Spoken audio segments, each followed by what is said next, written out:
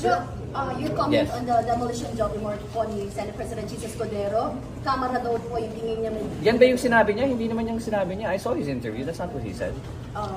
Some of the House members. I'm sorry? What did he say to that? Well, he alluded to some of the members, but that's not the whole House. So let's just leave his statements at that. I don't really have anything else to comment. As SPGs and I talk on a daily basis. So Sir, yung pinakamalaking budget sa 2026? always education. That's constitutionally required.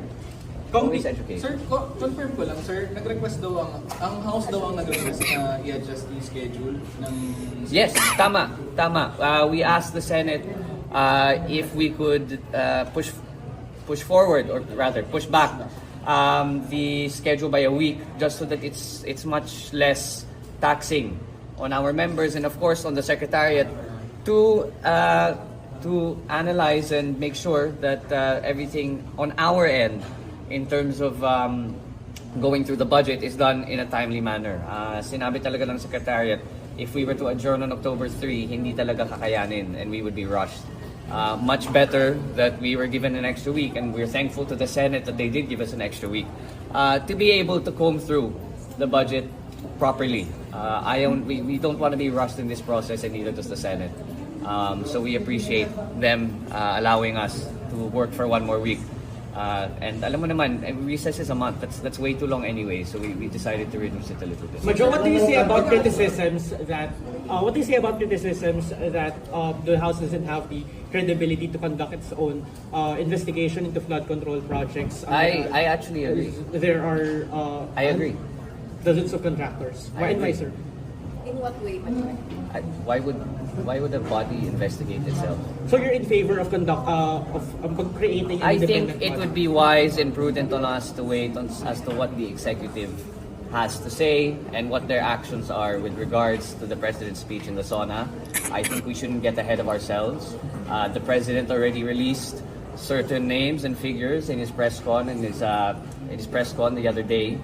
I think what will be happening in the next few weeks, although the House, I believe, should assist in being able to identify where the anomalies are, I think it will be primarily the prerogative of the executive to be able to identify where these anomalies lie, given the fact that, again, the accused, so to speak, is within the legislature. Aware po ba kayo Yung sa... mga congressman nakasama? I'm sorry. Dapat ba umamin na yung mga congressman? Hindi na marinig, sir. Sorry. Dapat po ba umamin na yung mga congressman? Umamin? Oo. Well, again, I think it's the prerogative of the executive to identify. I think the House should assist. I'm not going to tell the members what they shouldn't do. I think, alam mo naman, we're all grown men and women here. But in any case, it should be incumbent. And that's why I decided to contact SPGs to be a co-author of his bill na final niya sa Senado tungkol sa mga to do with the contractors and family relations. So hopefully we'll be getting that through this Congress. Sir, you worked with Kong Zaldico in the 19th Congress. May reaction po ba kayo nung lumabas yung 15 contractors nandun po yung Sunwest Corporation? I'm sorry? Do you have any reaction po na kasama po doon yung kay Kong Zaldico's Sunwest Corporation? As of now, no. Sir, But do you think you should be part of the investigation? You should be included in the Again, investigation? it's the prerogative of the executive, so I think we should wait on what they have to say and what their indications as to the investigation will be. But if ever, sir, are you open to a third-party investigation of the House and its possible ties to the fact? I don't see anything wrong with that. sir, going back to the... Again, this is all about transparency and accountability. That's why we have an open budget. That's why we're doing what we're doing. So whatever helps towards transparency, whatever helps towards accountability, everyone and anyone should be on board for. Sir, yung target date na ipasa ng House version ng Oh, wow.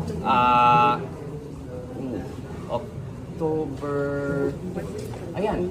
We decided to push forward. By pass, do you mean transmit to the Senate? Yeah. Hopefully by October 9, 8, we will have finished all that needs to be done, and then we will transmit to the Senate on the last day before adjournment on the 10th. Sir, in relation This is to- the ideal situation na hindi tayo magkaroon ng problema thankfully, ang galing ng bagong chairwoman natin, si Chair Mika Swansing, she left a little bit of a buffer. So just in case, or in the case that we run into some unforeseen obstacles, which we always do, we will be able to make up for in time. Sir, will the President certify it as urgent? Nire-request ba ng House? You're gonna have to ask the President. No, I mean, nire-request ba ng House na i-certify as urgent yung budget bill? We'll see. Sir, briefing pa lang po yung DPWH sa Committee on Public Accounts, pero pag i-launch na po yung probe, will it be a waste of time? I don't know, we'll have to see. But you said po kasi kanina na, no, yun yan, sa tanong po ni Dwight, na why would it investigate? There are different angles that could be taken when talking about the House assisting the executive. It's not just about the anomalies of the flood control project. It's about the waste management in the Metro Manila that causes the flooding. There are plenty of things to be probed that are not solely reliant or do not rely upon the anomalies that the executive spoke about. The House can assist in many, many other ways. Sir, the President said he will not sign a budget that is not fully aligned with the NEP. Does that mean the House cannot make... I will not allow a budget on the floor to pass that is a mutation of the NEP or that is become too far off from the NEP. As Majority Leader, I won't allow it to happen. Hindi po ba yun pag-encroach sa power ng Congress? Well, it's the prerogative of the House to pull from certain agencies that haven't been utilizing their funds. Nakita mo naman ang tawag dyan, utilization rate. Ibig sabihin, binigay ka ng 10 pesos. Kung 5 pesos lang ginamit mo sa isang taon, edi ba't ka namin bibigyan ng 10 pesos na naman kung hindi mo lang igagastos? Ilagay na lang namin sa ibang ahensya na may kaya na gumastos ng ganong klaseng pondo.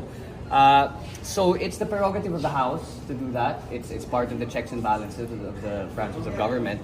But again, if there is a tendency in which it's taken too far, which the President thinks happened last year, that was his logic, and that's what he was alluding to when he said he wasn't scared to reenact the budget. Because sa tingin naman ng Pangulo, sumobra naman last year. So I won't allow that. Sir, was it the House's So, fault? magkano po? Was it the House's fault? I don't House think there's much pointing finger, in pointing fingers at who did what. But sir, it's about accountability. Yes, you're correct, which is why we should wait for the investigation. So, magkano po ang flood control project sa Constitutional Convention for Chacha? Oh God, I'm not even. That's nasa budget pa lang tayo. I think let's not bring that up. It's the wrong time and the wrong place. So, magkano yung flood control project para sa 2026? Hindi ko alam, kakakuha ko lang yung NEP. I haven't even read it yet. Today is the first day. So I will have to sift through it to fine comb. But I think, I hope, because flood control projects are now under the microscope, that our fellow legislators will be discouraged in doing the wrong things. Sir, kahapon, sir, sabi niyo ayaw niyo mag-point ng fingers, parang useless. Pero kahapon sabi Sir, I'm not gonna comment on that anymore. Again, I think it's worth just waiting for the prerogative of the executive, which is the investigation and the anomalies of the 2025 budget. Sir, I just want to